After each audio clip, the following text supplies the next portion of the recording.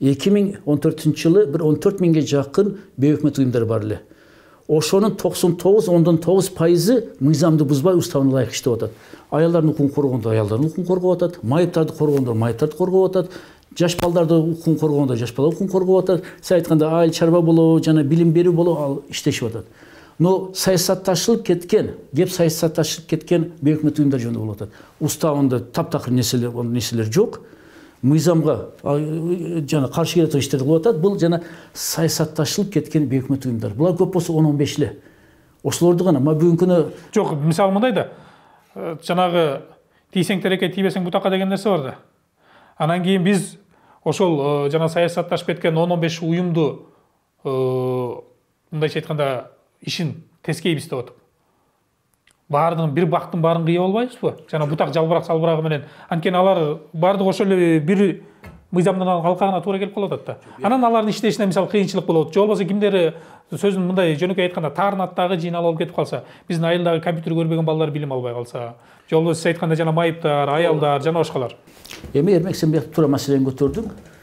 Ошол жалпы бизде эң көп Акаевтесиде сөз бар эле. Если Голландия страна тюльпанов, то Кыргызстан страна МПО деп чыкпадыбы эл аралык коомчулукка. Чында эле бизде МПОлор көп. Ошол үчүн башка бирөөлөргө доо кетпесин. Көз түркөбөйлү башка МПОлор, көпчүлүк МПОлор мыкты иштеп атат. Мен өзүм да биринчи түзгөн МПОлордун жетекчилерине кошулам. 94-жылы 2 МПО түзгөнмүн.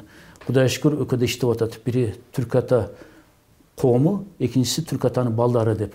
Бири улуттук кашчылыктар жардам берүү, экинчиси болсо кайрымдуулук коому өкөдө иштеп атат. Кече мына суббота күнү 6-күнү ВФ центрге бардым, дагы бир МПО ачылды. Суда мени чакырышып атат. Ак бакыт деген ачылды. Андан нерселерди колдойм. Сиз айткан нерселерди башында туура 90-жылдары мамлекеттин каражаты жок эле. Кедей мамлекеттик. Кризислер ошондо МПОлор жакшы жардам берди. Бирок бара азыр геополитика болуп атат. Геосаясий оюндар бияты күчөйүп атат. Геосаясат ким жүргүзөт? Чоң мамлекеттер.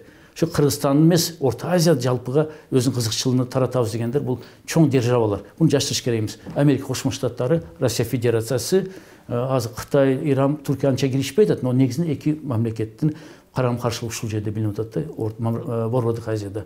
Ошондуктан азыр бөлүп көрсөк, же бейөкмөт уюмдар массалык каражаттар же Орусияга, же Америка тандык.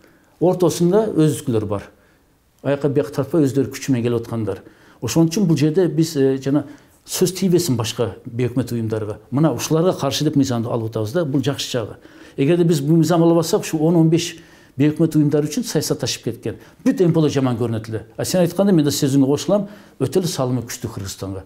Мүмкүн Кыргызстан мамлекетине караганда МПОлор салым кошду. Но саясатташып кетиш керек эмес да. Анткени саясатташып кеттиби? Бул жакта уже ойлогон. Кыргызстан мамлекети кызыкчыл эмес, чет өлкөнүн кызыкчыл болуп кетет. Митингдер, шайлоолор, мамлекеттик ишканалардын ишине киришиш бүт баары ушу чет өлкөнүн таасирлери болуп атат бизде.